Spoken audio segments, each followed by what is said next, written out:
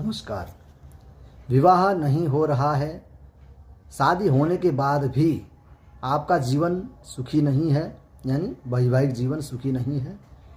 कुंडली में ऐसे कौन से ग्रहों के कारण से आपका शादीशुदा जीवन सुखी नहीं रहता है और विवाह होने में भी विलंब होता है या होता नहीं है।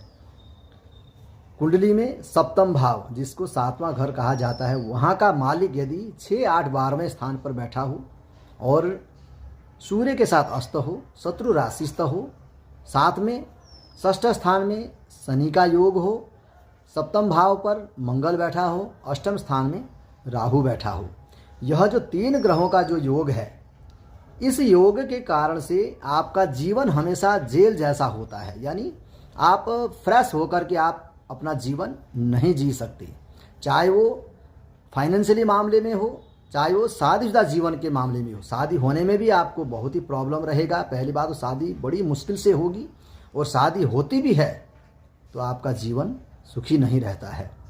और इसमें बंधन दोष का भी निर्माण होता है, जिससे आपका जीवन हमेशा दबा हुआ ही रहेगा।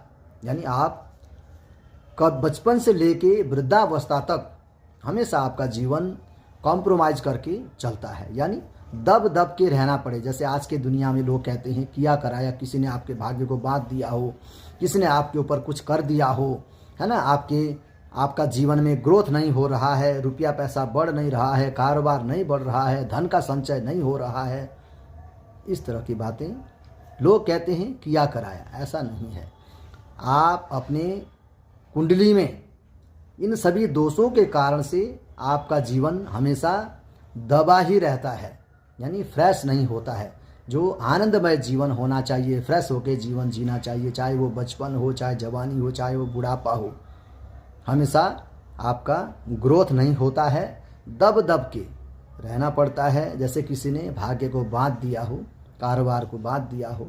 यानी जो बढ़ना चाहिए, ग्रोथ करना चाहिए, है ना, ऐसा जीवन आपका नहीं होता है। ये यदि आप अपनी कुंडली को देखते हैं या किसी अच्छे विद्वान ज्योतिषी से आप संपर्क में होते हैं, आपको इसकी पूरी जानकारी मिल सकती है। आप कुंडली की पूरी विश्लेषण के लिए आप संपर्क कर सकते हैं मेरे नंबर पर। राधे राधे।